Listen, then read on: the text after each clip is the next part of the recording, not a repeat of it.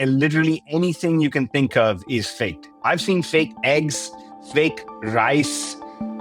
It's crazy. It's nuts. It's all over the place. So anything that is made is faked. Not only can be faked, is faked. Consumers need to also understand that the problem with fakes isn't just that, hey, it's copying some big company's trademark and it's selling and it's trying to make money off it. The bigger problem is that it's possible and very probable, in fact, that these items are made with absolutely zero supervision. They don't look at any quality control. I have myself tested over 1,000 samples, random samples from our fake database, we have big storage units full of fakes. We have tested them and over 70% of them had lead on them.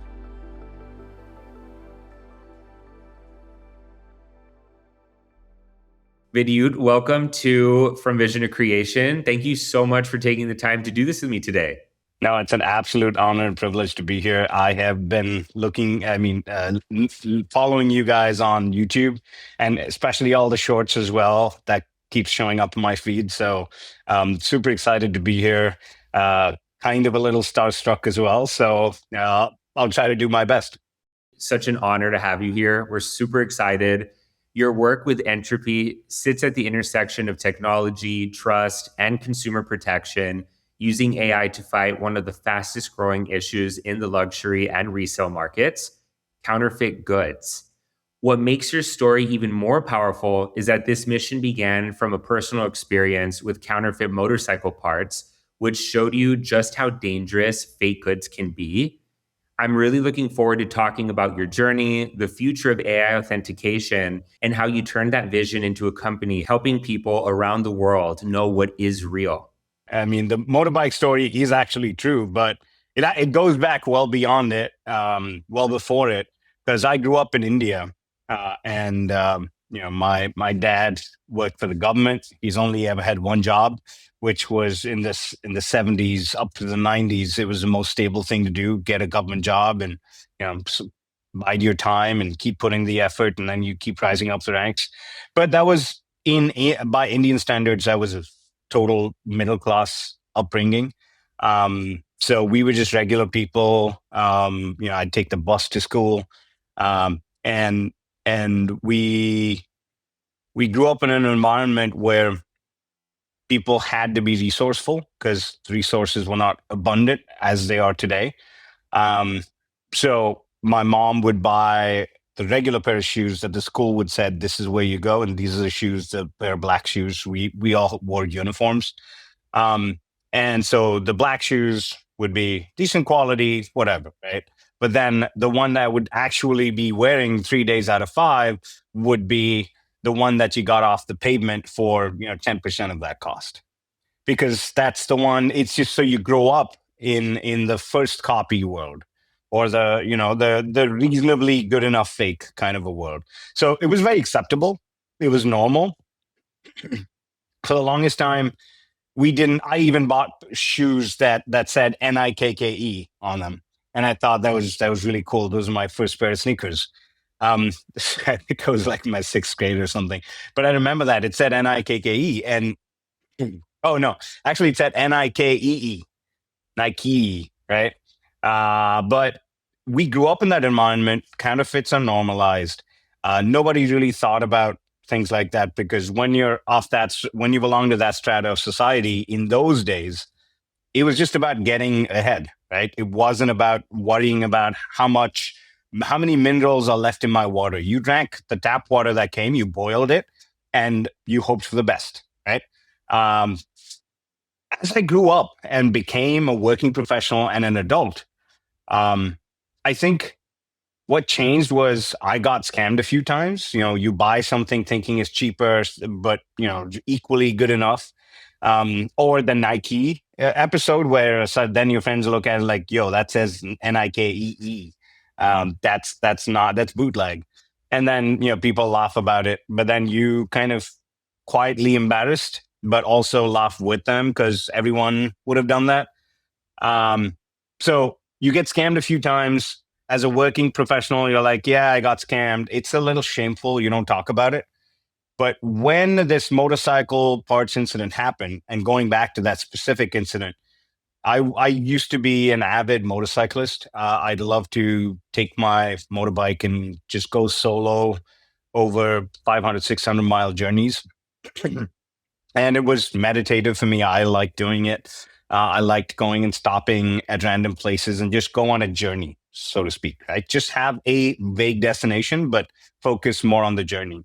Um, this particular journey, I'd gotten my my motorbike serviced just before then. The week before, I'd gotten my battery replaced, my some of the wires, etc., replaced, and I was going on this treacherous kind of a part of that journey where I was passing through a forest at about midnight up, and the expected journey, I was like, okay, maybe I'll spend about 3-4 hours in the forest, but that's a thrill in itself, right? You're in the forest alone by yourself on a motorbike, and there's nothing except you hear the wolves howling and weird creatures making noises. Right in the middle of it, around 2 a.m., my clutch wire breaks, and and I don't know what to do. I didn't have spares, so I had to start pushing the motorbike, and it was scary when you're alone by yourself in a forest where you shouldn't really be, and you don't hear anyone else. There's nobody. It's a legit forest.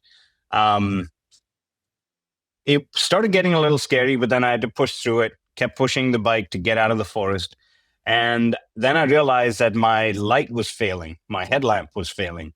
And turns out, and so I found out later that morning when I was getting it fixed at a mechanic, he was like, hey, all these are bootleg parts.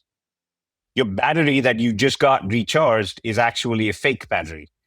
And that was a time when I felt indignant about being scammed. I'm like, hey man, my life could have gone. Right? This isn't just, you bought something from the wrong guy and you don't want to tell anyone about it. This is, I could have lost my life if this would have happened if I was going at speed. I think that changed something in me where I'm like, hey, this is not right. It's not just that this exists and what are you going to do? It's like, this shouldn't be happening. So deep down, I harbored some resentment against such situations and illegitimacy. And I think when I met my co-founder, Ashlesh, in 2011, 2012, it was a very natural movement into, hey, counterfeits are a problem. Trust is a problem. What can we do? It is a big, big problem with almost no modern solutions, no solutions that are scalable or repeatable or something that keeps getting better with time. Why not build something there? See if it's something is worth building. So that's kind of how the journey started, how the inception of Entropy started. Of course, it's never a linear path. We wanted to do many other things before, and we stumbled into luxury, but that's a whole other story. Well, it's really interesting because counterfeiting is often talked about in terms of just luxury fashion, but your story shows that it can affect safety, economics, and trust in many different industries. What do you think people misunderstand most about the scale of the counterfeit problem? What people don't realize is, so firstly, most people don't want to think about it because it causes stress, right? Um, if you're going to buy a toothpaste, and if in deep down, somewhere down, you're like, oh, maybe that's fake, it causes stress, especially in a consumeristic world, because you don't want to keep worrying about every single thing you buy, because on average, you're buying 5 things a week. So I think people choose not to pay too much attention to it, and I totally understand why. But what they do need to know is, and we've done tests on this, we looked at every single industry where counterfeiting was impacting, whether it's the automotive side on a B2B front, or whether it's consumer side like pharmaceuticals, food, wine, and literally anything you can think of is faked. I've seen fake eggs, fake rice. It's crazy. It's nuts. It's all over the place. So anything that is made is faked. Not only can be faked, is faked, right? Um, consumers need to also understand that the problem with fakes isn't just that, hey, it's copying some big company's trademark and it's selling and it's trying to make money off it. The bigger problem is that it's possible and very probable, in fact, that these items are made with absolutely zero supervision. They don't look at any quality control.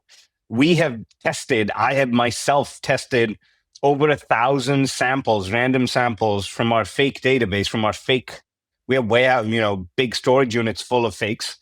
We have tested them and over 70% of them had lead on them, either lead or arsenic.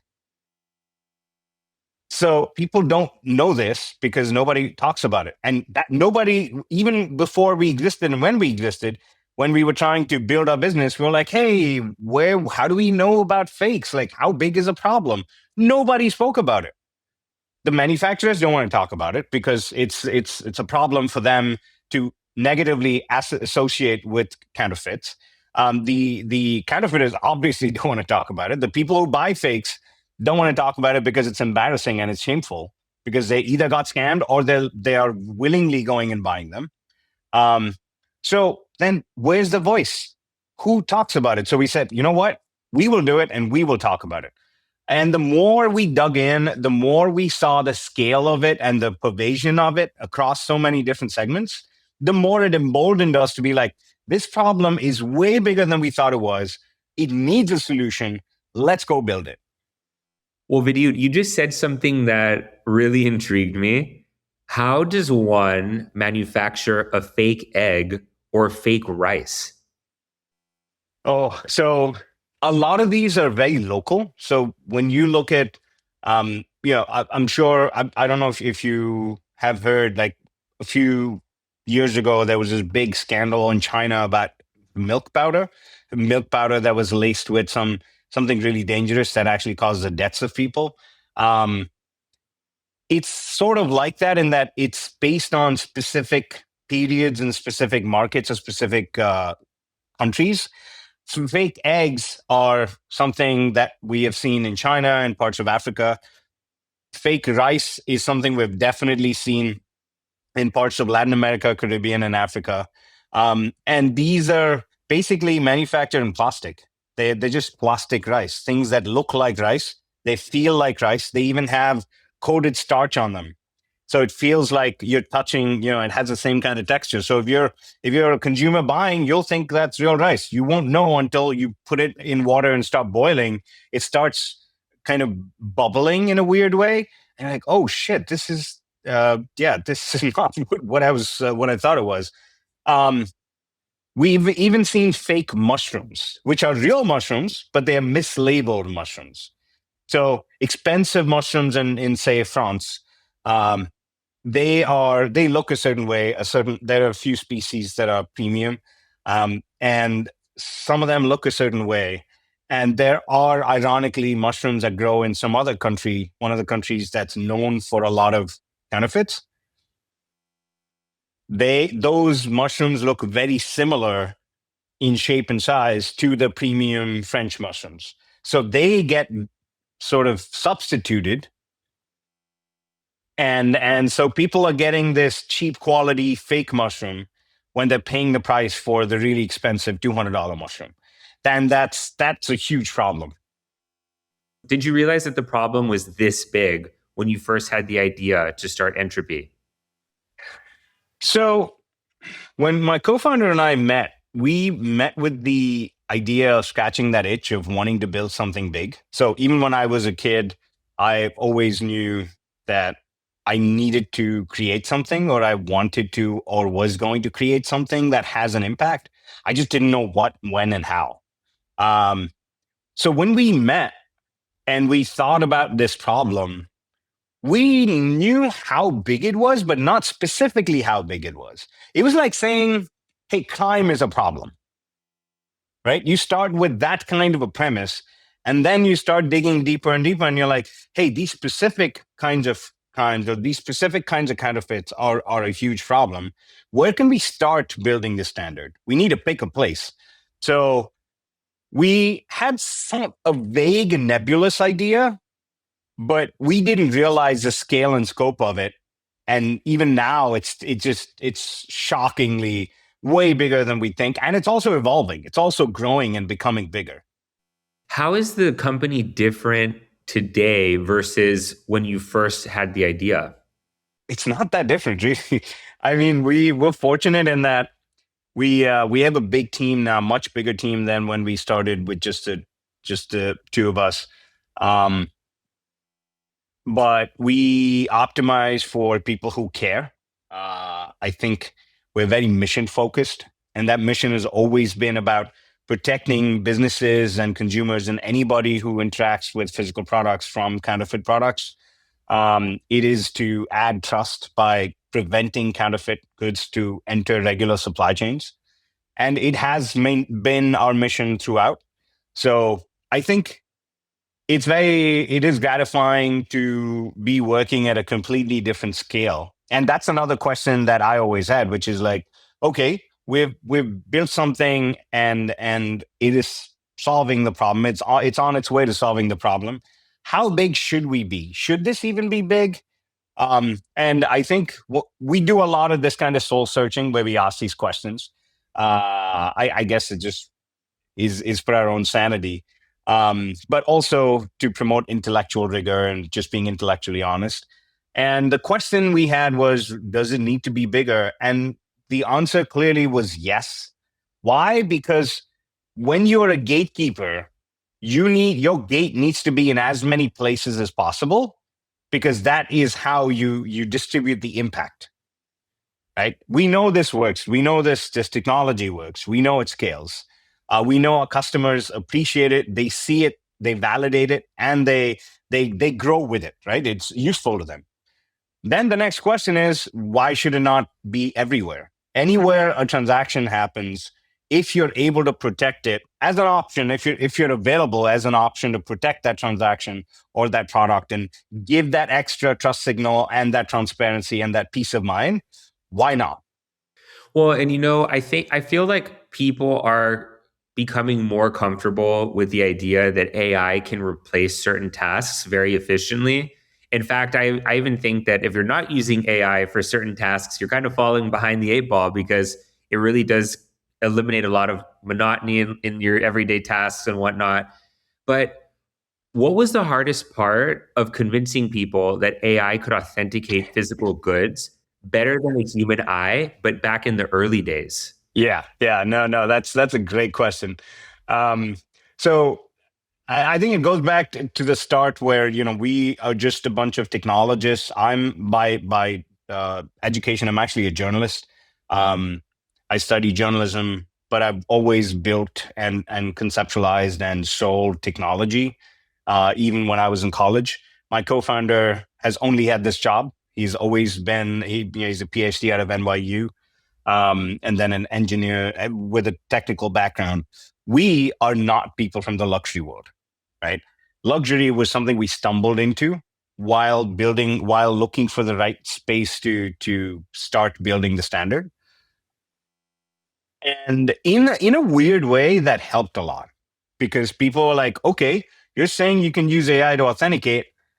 It wasn't so much about the AI. It was like, these technology people are coming and selling me this bullshit. How do I believe it? So first, we needed it to work, right? We needed it to be bulletproof, magical. And it was. It still is, right? Even today, we see that. When our customers see it and use it for the first time, they've either saved time or they've saved money or they've made more money with certification. So instantly it unlocks in their head. But also, it's the magic of, oh my God, how does this random machine take photos and instantly tell us and know that this is real or not? So I think that magic had to exist. And that really changed their minds. They're like, wow, okay, so this can do it. It is possible. So because we were not from the industry and we looked at everything as just data, in a way, they trusted us more, right? But as you said, there still was some level of opposition and some thinking around, oh, but humans can do this. Why do I need some stupid AI? Which is very valid. But I think what people didn't realize were a couple of things. One, Humans are really good at this. We know because we have the largest human expert team in this entire industry. We have a huge research team. And every single item that goes through our system is actually looked at by at least one pair of eyes. Right? So we are auditing our own selves, our own algorithm. We're basically allowing the human to compete with the algorithm. And we don't ever say that this will replace humans.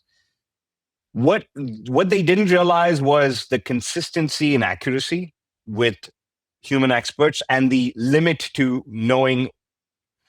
One of us cannot know the name of every single football player that has ever played in the NFL. None of us do. A computer obviously does. That's the level you're thinking about, right? And here I'm not just talking about a name. Every single stat, every single game they played, how did they play, what was a match report? That's just data and computing. You cannot compete with it. However, when you club them together, when you get them working together, I think that's extremely powerful because AI is great at pattern recognition and matching.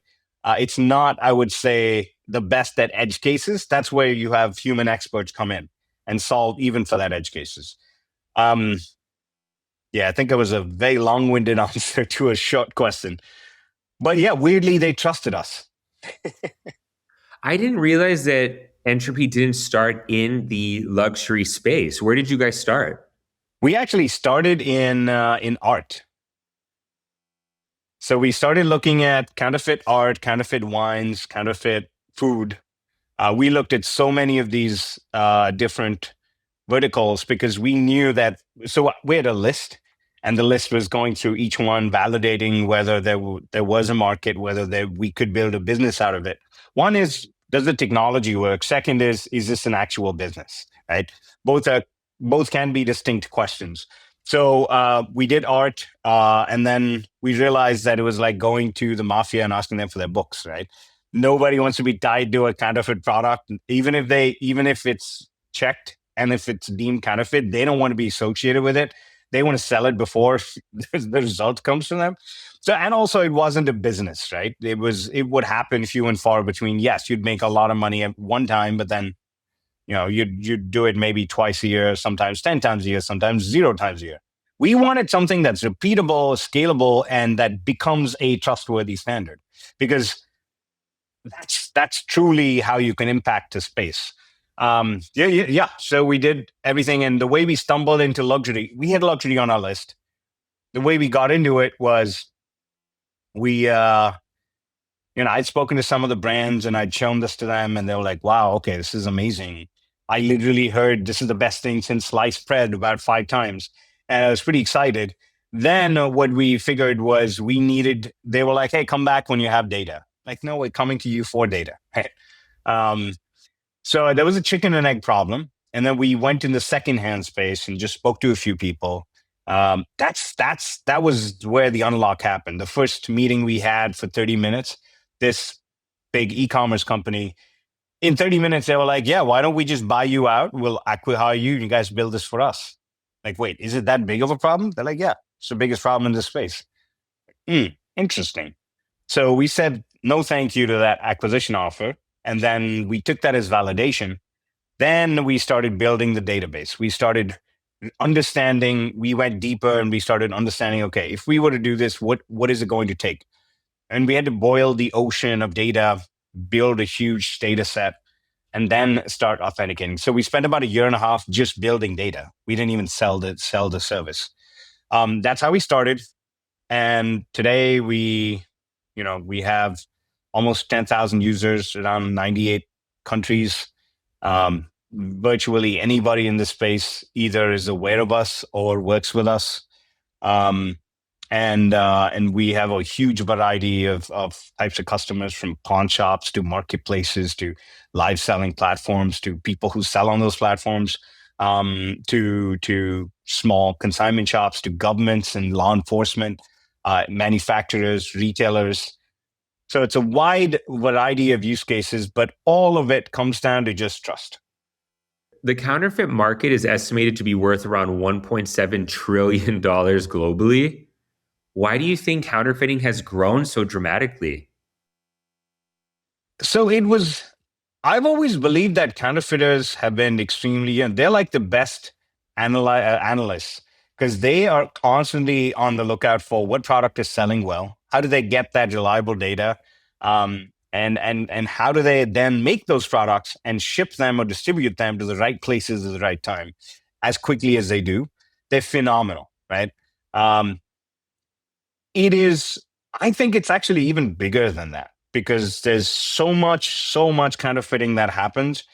And especially in the secondary space, the beauty of it is, let's say there's I don't know, a bathing ape t-shirt, right? That's super in demand today. A counterfeiter can make those t-shirts today, and the stuff that doesn't sell, they don't have to destroy it. They'll keep it in inventory and storage for like 2 or 3 years when that cycle of bathing ape goes up again. They can keep selling that same product. They can store it and sell it over a long period of time. So it's extremely profitable. Their sell-through rate is always 100%. They never liquidate anything. Wow, that's incredible. I didn't even consider that. You'd think that they would just destroy the inventory if it didn't sell. No, exactly, exactly. So, and that's the beauty of someone making product for retail, but also selling it in resale. Are there certain categories, brands, or product types where fakes have become especially difficult to identify? Yeah, no, definitely. I think the lower quality products, the super low end, products that cost $10, $20, it's much, much harder to detect, mainly because the kind of input you need to make those products, the materials, etc., are widely available in the market. They're pretty generic. So if anyone can make it, then is there really a counterfeit there, right? That's one. I'd say parts where it's increasingly complex to detect because it's not just about the form, like say with a handbag or a shoe or a or a piece of apparel.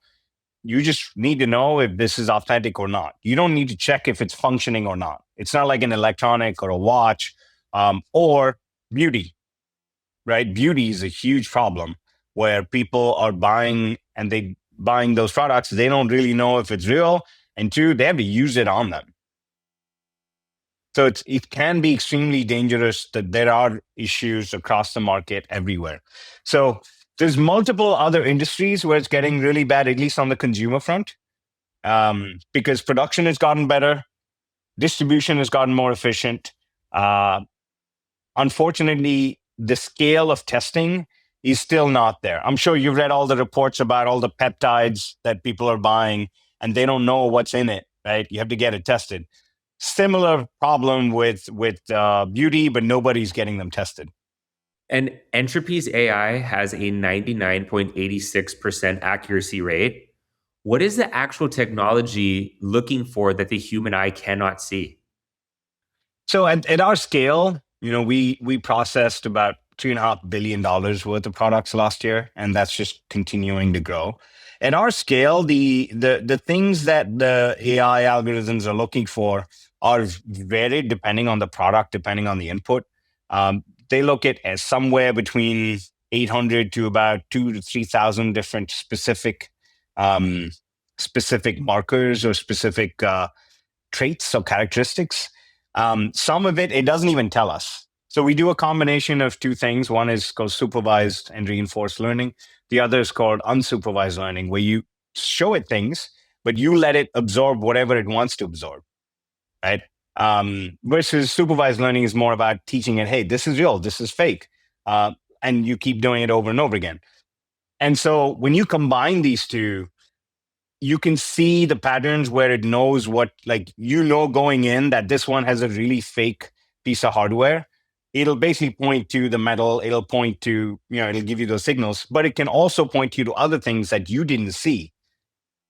So that's where I think AI is just so much more powerful, where we didn't even see these things, but it would come in and tell us that, hey, by the way, and every fake is different, right? So it's not just looking for what should be, it's also about how something is different. So having technology that knows a lot more than you do is helpful, and also the scalability of it. You and I can only do X amount a day. With AI, you can do unlimited. That's a really good point. And it kind of goes back to what you were talking about earlier, how a computer can remember every single game an athlete has played and what their stats were, et cetera. And it's interesting here to hear you say that there is a process where you're teaching the AI, but then the AI starts to teach you. That's really interesting. Exactly right. Yeah, and the good thing. So in machine learning in general, there generally is a point where the returns are diminishing, meaning you can't train it more and get better results. At some point, it just stops. It stops learning more, and it actually starts learning less.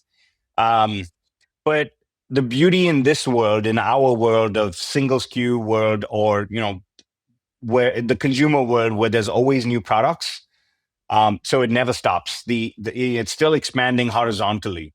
When you're authenticating something like a Louis Vuitton or a Gucci handbag, what kinds of microscopic details matter most that most people overlook? Some things are kind of basic, your size and scale and measurements and shadows and texture and how light reflects off of it. The quality of it in general. When you look at millions and hundreds of millions of images, you kind of know it's like visual muscle memory. So it's looking at all of these things and more. It's looking at reflectivity. It's looking at the quality of the material itself and whether that matches the variance and quality of all the authentics that we have. So it's when you're looking at that detail and you're doing this for every single important part of the item, that's the best anyone can do, human or not, right? And we try to do that, and we try to give them an instant result. That is within 30 seconds. Sometimes it takes a minute, depending on how long it takes for you to upload. Instantly, you get a result, and if we call it authentic, we give you a certificate, and importantly, we back that with money. So this is another. Maybe this also partially answers your earlier question. How hard was it to convince people with AI? Because this is like luxury. You have a device. You guys are not even from the industry. How does that work? So yes, the magic of it, the demo, the value, all that is true. But we also said, if people are going to believe us, we need to put our money where our mouth is. And from day one, we've had this thing called a financial guarantee, where we say that if we misauthenticate something, and typically that's for something that was a fake that got through our system and we called it real, and you got in trouble because of it, you try to sell it, whatever, right? Whatever you paid for it, we will reimburse you for that money and we'll take possession of the item. And that's really important to us, not only because, sure, it's nice to hear from a customer standpoint, but it's also really important because it forces us to be good. With a guarantee like that, I mean, it's almost like, why not go through this authentication process? Exactly. Yeah. So I think that broke a lot of barriers. It's just a great insurance policy too. You'll feel more confident when you're making purchases. So that's really cool. And do you see AI as replacing human authenticators or strengthening them? No, I think they both have their roles. We ourselves cannot learn more without humans. We can't teach algorithms without actually knowing things. And sure, we can take it to a point where it can teach us too, but it's not going to just teach us out of the blue, right? We need to give it that input. So I don't see AI as replacing humans. I see AI doing a bulk of authentications.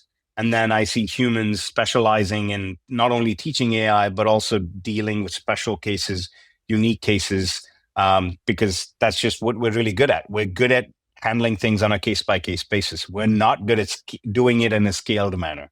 So put scale AI for scale and put humans for depth and expertise. And what does it mean for Entropy to be the official authentication technology for handbags on TikTok Shop? Oh, it's been an absolute privilege to be working with such a fast growing industry and such a great platform like TikTok Shop. We we are continuing to collaborate in so many different ways. We have seen a lot of growth come in from that industry, and that's not just to talk about TikTok. We also work with Whatnot. We're working with multiple other live platforms, and it's crazy how sticky and how many sales happen on that platform, on those platforms. They're all amazing partners. TikTok has been extremely collaborative. You think about TikTok as this black box, etc. That's not been our experience at all.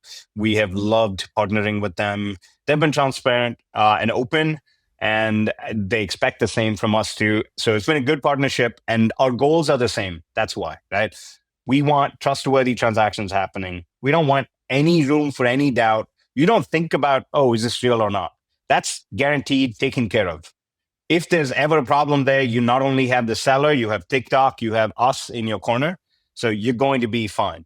That's the idea. And it's similar with other partners like Whatnot and many others. So no, it's been great, but I wouldn't say it's a signal of us having earned that reputation, but I would say that the impact of it has been massively positive for the industry. And Vidyuth, say I want to purchase something resale on a website. Yeah. How would I use Entrupy? Is it an app? Is there an extension? What is the customer journey like? Sure. First, the alarm bell started ringing when you said a website. That's part of the problem. There's so many websites selling fakes, and that could be a Louis Vuitton .jp or something like that, and then you'd think you're actually going to the Louis Vuitton website. But the way it works today is we only work with businesses, right? We certify, we actually vet them. We ask for their business license. We ask for their IDs. We need to know everything about them before we onboard them. But when they do, they basically get a device, or if they're doing sneakers or apparel, they get access to an app, and they authenticate everything they have to authenticate. That could be, to sell on TikTok Shop, or it could be to sell on eBay or their own shop, or on the website that you're on. What they get is when they have a physical product in front of them, they take photos of different parts of the item. We guide them in our app. Take photos of this. This is the way to take capture images, and we even have some auto capture. Like how you take credit card photos. It's like that. And then those images go up to the cloud. The cloud comes back, gives them a quick result, yes or no. If it's a yes, they get a certificate. Now, once that happens, they are free to do whatever they want with that certificate. Many of them print it out. They make small cards out of it, or it has QR codes. So they take a snapshot of that and they link it up on their listing if they're selling online. So as a consumer, if you want to buy Entrupy verified products, you can either go to our website and there's a map where we list Entrupy verified businesses who've been with us for a while, who are vetted, who are trustworthy. And we look at every single, just because they pay us does not mean we're okay with it. We don't want to associate ourselves with fraudulent actors anyway. Okay. Right. So they can go in there and they can say, this is my zip code. We can direct you to maybe 10 different stores near you that sell Entrupy verified products. That's one way. Or look for the certificate. You'll see the certificate with a gold seal on it on any listing online. If they have it, you can cross-verify that particular certificate and see if it matches the seller and the item itself. And yeah, that way you're guaranteed. If you have issues, you can contact us. We can route you back to the seller, but we'll handle the rest of it. Yeah, and in the future, we're also doing bigger, better things, which you'll hear about soon. And one thing that I've been thinking about is that Entrupy was founded in 2012. Were you guys already building in AI as part of your process, or did that not happen until later? No, we didn't. So what was interesting was when we looked at the counterfeiting problem, we thought the best way to solve it was actually through another technology that we were building called fingerprinting. I don't know if you've seen that on our website. So fingerprinting is, and we have some of the earliest patents on this. Fingerprinting is an amazing technology and a concept. It basically tells you that this finger's fingerprint is different from this finger's fingerprint, right? They're all belonging to the same hand, but each finger has a different fingerprint. Similarly, two products that were made in the exact same place, same factory, two Apple iPhones. actually have completely different physical fingerprints. And we can identify that. And if you can identify that, then you can do many things with it. You don't need to add like a chip or anything. It's the item itself being its own fingerprint. That's what we started with. We took it to everybody and they're like, this is amazing, but this needs to go into production. This needs to go into manufacturing. And we realized that that wasn't the question that people wanted answered. It felt like we had this beautiful nail, beautiful hammer, and we were looking for a nail, right? Everything seemed like it, because when you develop something that fundamental, you can be like, yeah, I can do this on chips, man. I can do this on every single baseball card. I can do this on every single electronic product made. Sounds good, but is there a business there? Wasn't. So what we did was we kind of flipped the idea on its head. Instead of looking at uniqueness of simple individual physical objects, can we look at a class of objects and be able to determine authenticity? Because the question we were getting as feedback was, the most interesting question to me is, how do I know if something is real or not? That was the basic, most important question. If I'm about to buy something or sell something, how do I know it's real or not? Can you prove it? We're like, okay. If we want to do that, then we have to go this route. So AI became a means to that end, right? So we started building AI in about 2014. And then, like I said, we spent a year and a half just collecting the data set, building that. So it wasn't even building product. It was literally going to different retail stores, getting our credit card blacklisted because we kept buying Chanel and Hermes bags and returning them because we wanted to collect data. And strangely, we've told that to some people who are now our customers. We're like, you blacklisted my card 10 years ago. They're like, yep, it makes sense why you did it. We were voracious for data. So, AI wasn't the beginning. Fingerprinting was, but we flipped the concept and we said, this is what gets us to answering that question that people had. But we need to boil the ocean of data. So let's get going. Spent years collecting data. Even today, it's one of our largest teams, the data collection team. And what was the hardest period of building Entropy? It's just hard at different levels, right? I don't think it ever gets easier. At least for me as a founder, it is. Initially it's like, oh shit, other people care about what you're doing and they want to work with you on it. Whoa, okay, cool. And then it becomes, oh wow, we have these many people and we need to care about, we're basically responsible for their livelihood, right? For their paychecks and their families. So buckle up and be responsible. So you tend to take that burden. And there have been many times through the history of the company where we've had less than a couple of months of runway. We had to find a way to capitalize or do other things, but we've survived. And COVID was another time when we had about a month of uncertainty. But I think as a company we are very resilient and we persevere. So as an organization, that's something that I'm super proud of how we operate. What's been the biggest leadership lesson you've learned as CEO? Oh, wow. I think,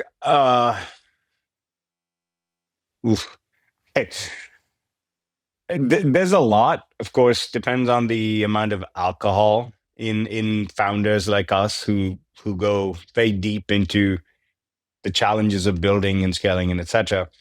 I would say the one lesson for me is I think what we're building is special, but that doesn't make us special. We are people with our own hopes and dreams and behaviors and proclivities and idiosyncrasies, but we get together as a group for a certain cause. And I'm open with my team and I keep telling them that, look, I don't expect, like, this is not a family. We are not a family. I'm not going to feed you that stuff because I don't want to be part of your family, to be honest. And I don't want you to be part of mine. But I know that I will always be honest with you. I also know that you might not be here forever, and nobody ever works in any company forever. But my goal is when you 10 years from now, 15 years from now, you look back at your career and you're like, the feeling I want you to take out of this is I want you to have felt like you worked at a place where people cared, where you grew and you learned and grew. You worked with amazing people that you can respect. Um, and yeah, that's about it. If you can get that feeling that, hey man, we did some really cool things, I learned a lot, and it was a good place to work. That's the best we can do as an employer. That's the best we can do. Um, we want to elevate people, and I think leadership for me now is a lot about that. Where one, it keeps me grounded by saying, "Hey, I'm just a person. Let's treat each other as people, not as designations or roles. But let's challenge each other and grow, help each other grow." And what has building Entropy taught you about patience and long-term vision? I'm not known to be a very patient person. Uh, I don't think most people who build businesses are, at least definitely, some of the biggest businesses, and we aren't even massive, um, or at least not as massive as I like it to be. A couple of weeks ago, I met a friend of mine. I was just sharing what's going on. He's like, "Oh, okay, that is a 10-year overnight success." So, so he said that, and I'm like, "Yep, that makes sense. That adds up." Yeah, things take time, and just because things take time does not mean you should not be impatient. Oh, I like that. Yeah, because I think when you're constantly impatient, you tend to, what that also translates to is perseverance and resilience, right? You always want it today. Sure, it's never going to come today. But if you stop wanting it today, it'll never come. Vidyuth, I really like that because something just clicked to me that I never really considered before. I think that oftentimes people will say that being impatient is a bad thing. But I actually think, based on what you just said, I actually think that impatience is only a bad thing if you let that translate into frustration and negativity. Exactly right. If you use impatience to propel you forward and keep your vision on the future, I think it can actually be a very powerful thing. I agree with you. Yeah, exactly right. And also it sets the tone, right? Like you aren't just saying things out in the open. I keep getting made fun of by my own leadership team where they're like, "Oh, when do you want it? Yesterday?" And they say that, right? But the point is that they understand that having timelines on some things keeps people accountable, uh, whether it works or not. And also, decision making is also about making decisions, not about making the right decision every time. It's just about making decisions. And if you build that thing in your head that I have to make a decision, I have to move on, there is a time cutoff to it, even if that's an artificial time cutoff. Again, that builds that impatience to make those decisions, right? It it keeps you going. That's one reason why I love building this out of New York, even though we're a completely remote organization. Um, because it wakes the one day you wake up at 9 a.m., you feel like the world has left you by, has passed you by, has left you behind. You need to double up, catch up, work as much more as you can. Um, Having said that, you're exactly right. I think your feelings, if they are negative or ambiguous, ambivalent feelings, should never translate into action. You need to translate your positive feelings into action. One thing that's coming to mind as well is that on social media, for example, sometimes it's really difficult to identify what is real and what isn't real. And I know that sometimes if something's totally AI generated, Meta will have an AI tag, but sometimes it doesn't. Do you think that Entropy could potentially move into that space where we're verifying what's real on social media? I mean, could we do it? Yes. Would we do it? No. Largely because I think it's a different kind of a problem. It's a problem with information. It's not a problem with goods and transactions. And we prefer to stick to the universe of physical goods that are either transacting online or being transacted offline. Largely because I think we want to be really, really good, the world's best at one thing, not do too many things. And what advice would you give to founders who are trying to solve a massive problem that others may not fully understand yet? Yeah, I don't think even I fully understand the nature of the and scope of the problem that we try to solve, right? I think saying that we do would be a disservice and would also be dishonest. I think that's why we're always at it. We're always seeking new information, more information, and we're always learning and improving. So um, I'd say scale shouldn't overwhelm. Scale should actually push you more. I don't think any founder needs to be intimidated by the size of something or the scope of something. If they ever encounter that kind of an issue, I would hope that they dig deeper within themselves and ask themselves, hey, what if what if we could actually tackle it at that scale? Why don't we just try it out? Right? Um, I think taking even a half-hearted step forward is always better than or backward, right? In many cases, that's also true. It's always better than standing in the same place. And for anyone listening who has a vision but feels overwhelmed by the scale of the problem that they want to solve, what would you tell them? I would tell them to take a step forward or back, right? Not just stay in the same place. I would ask them to dig deep and make them ask themselves, hey, big or small, is this fun? Is this worth a challenge to you? And if it is challenging, what are the possibilities of if you actually succeeded? Because that could be a whole different world, that universe that you operated in. And it might be completely different. Like we never imagined success in this sense. We just even today, the biggest motivation for me is not the size and scope and opportunity. It's that this stuff should exist and it needs to exist in every form possible. It sucks and it's unfortunate that there's nobody else who's building this like us, but that doesn't negate the fact that this needs to exist across the entire market. So we're on a quest to go build this for every single person, helping anyone who wants that added layer of trust get it, make it easily available to them, cover as many types of products as possible. Because with that extra trust, the market grows. The buyer gets what they want with trust. The seller makes money, and we're still just scratching the surface. Does that mean that we are not good enough? It doesn't matter. You are making the impact. But that comes from just taking that step, either forward or backward, not standing wondering, oh my God, this is the tallest mountain I have to climb. Take a step.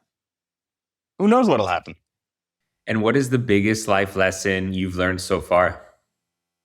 I would say perseverance, because I remember when I was after school, a few years in, um, my now late grandfather, he randomly, we were just talking about something. I'd gone to visit him. We were just talking about something. And he just looked out of nowhere. He just looked at me and he's like, you should pick one thing and stick to it. And you will do a lot of great things. He just said that. And I don't know where it came from. I don't know why he thought that. He passed away not long after, maybe a couple of years later. And that has kind of stayed with me for some reason.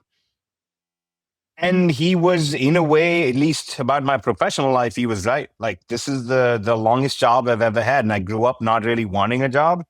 Next thing I know, I'm doing everything that it takes to not only make this successful, but also just doing the same thing over and over again, building it patiently, step by step, and working with an amazingly smart group of people who are way smarter than I am and more capable. There's so many life lessons to get from my journey at Entropy alone, but I'd say the biggest one that I have learned personally is of perseverance. And where's the best place that people can find you and keep up with Entropy and everything you guys have going on?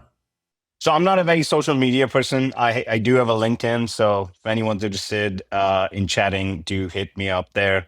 Um, you can find me on our Entropy website as well, or on our social. If there's anything you would like to hear about or learn about Entropy or me, happy to engage you.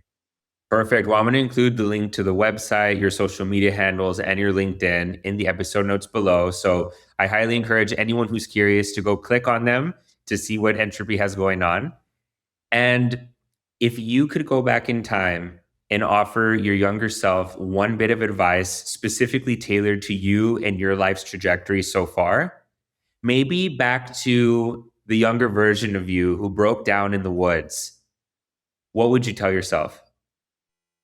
Your indignation and anger was well placed, and I'm glad you're thinking about it the way you are, because today that feeling, and it's not just, of course, none of this goes just to me. We have a huge, amazing team. I have co-founders, I have investors, I have a whole ecosystem of early customers who became investors too, and they've all been absolutely paramount to us getting to even where we are. But I'd say that I think that change in my head was a good change to have. So I'd say I'm pretty proud of myself for having built things the way we have built it, the way I have built it or envisioned it. But I'd say we still have a long way to go. So short pat in the back, but it's a marathon. Well, thank you so much for taking the time to do this with me today. This is so much fun, and I really appreciate you coming on. Thanks a lot, Alex. This is an awesome, awesome opportunity. Thank you so much, and sorry for being as meandering as I was.